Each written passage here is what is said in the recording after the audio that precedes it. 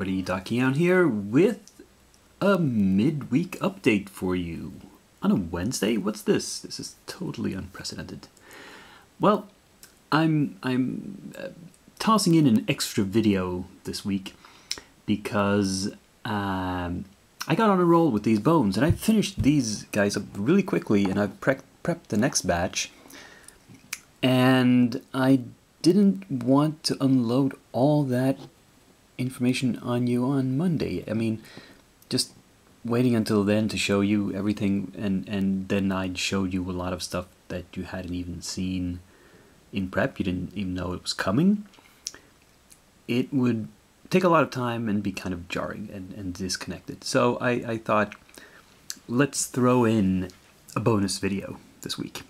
And I don't think this is something that will be happening every week, not even many weeks, but occasionally, just once in a while, I'll do this. So, what have we here? We have finished these water and ice elementals, and they perhaps look a bit similar. What I did was, well, let's look at the water ones first. I actually put quite a lot of paint on them, so the translucent plastic is to a large extent covered up, unfortunately, but I wanted it to look like real water, which means layering more color on it. And this is the water elemental, this is the water weird, and it's little coming out of its little fountain or whatever. But with the ice guys, I actually went very light with the paint and maintained a lot of the original translucent plastic so you can see through it, and simply added basically just dry brushed white onto the edges to make them stand out more. These two guys are, as I've pointed out before, almost identical. And these crystals. Also, I don't know how well it comes across, but I made the ice guys shinier by only spraying them with gloss varnish. The water elementals were finished off with a satin varnish to give slightly less of a sheen to them. Well, they turned out nicely, I think. Very simple, but still effective. So, in my quest to speed paint even more, I've prepped the next set, the next add-on set of bones. These were, as I said, the water elementals. Let's see what's up. Next up is the set of 7 guys. This set was known as All Rats because they're ratlings. They're, well, can't call them Skaven. That's probably copyrighted. But, you know, there were rat creatures around before. This is a pack rat, obviously. There were rat creatures around before GW, so you can call them ratlings or something. I don't know, this guy is some sort of gnome who's bossing the rats around. I don't know why. And this is some... I didn't notice until now. This must be a female with breasts, or, well, dugs. And I have pre-shaded these, as you might notice. I primed them in Skeleton Bone spray primer from Army Painter, gave them a very, very light wash of sepia, and then gave them a quick blast of white spray paint from more or less straight above for the zenithal highlighting. And here we have the really big dude. Whoa. And, you know, as much as I hate bones, I don't actually hate these, because these were pretty nicely molded. There was not really much in the way of mold lines, and there were not many bends that had to be fixed.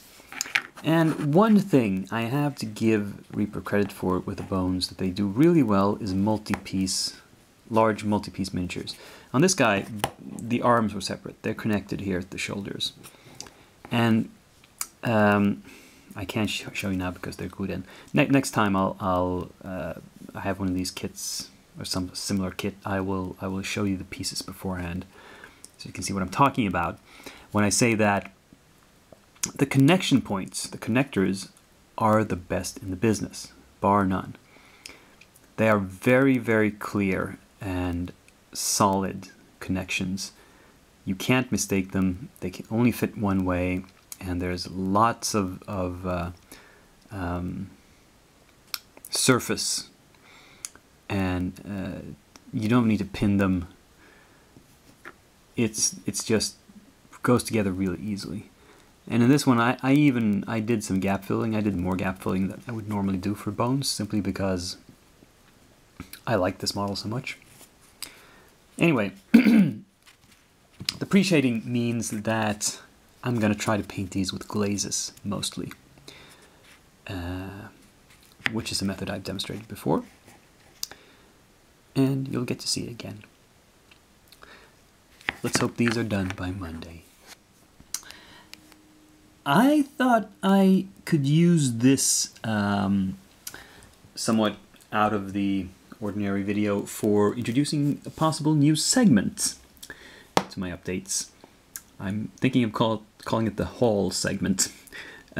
See, when I do my first looks at stuff, what I call my version of an unboxing, it's of products that are new or unusual in some way. I mean, if I make to make a completely separate video about a package that has arrived, it can't just be, you know, everyday model stuff that I bought that's been available on the market for months or even years. What's the fun in that? But it struck me that at times somebody might be interested in seeing what it is that I spend all my hard-earned cash on, what it is that drives up those purchase numbers.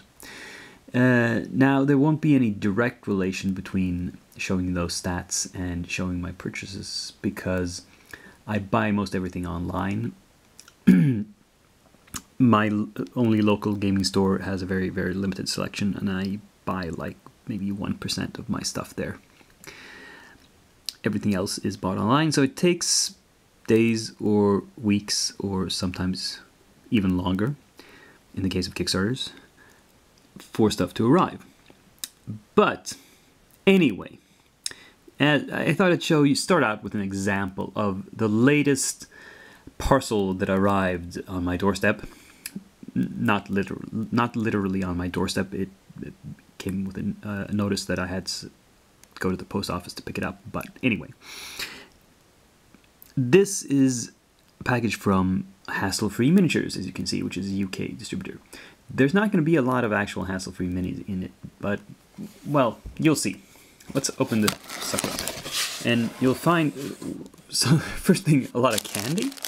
This is something Hassle-Free do.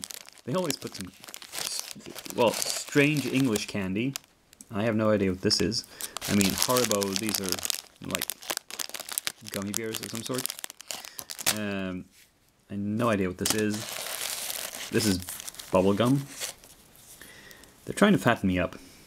Oh well, and it's well packaged. They always have these. Let's see, that makes a lot of noise. This isn't. Well, this is in fact the only actual Hassle-Free miniature in this order. This is Gypsy, which is a 54 millimeter resin model. And it's sort of a half-naked female with some arm options, either two swords or a sword and some sort of pistol. And what this is sort of an off-brand Deja-Thoris, essentially. Why did I buy this particular mini? Well, because I've had my eye on it for a while as an interesting project in doing something in a bigger scale, and because Kev was talking on Facebook about redoing this model, doing an alternate sculpt of it, and then maybe letting this one go out of production. So I had to pick it up while it was still available. However, most of the stuff I bought this time around well, this one has a hassle-free minis box, but it's not a hassle-free sculpt. And these are just in plastic baggies with handwritten labels. These are Redbox minis. Hassle-free lately started carrying Redbox minis, which is great because that means I have a source in Europe that I can buy it from. I don't have to order them all the way from the US. And if you've been following my videos, you know that I use a lot of Redbox minis for my Frostgrave warband, and this is what these are for. Black Armand is kind of thief dude.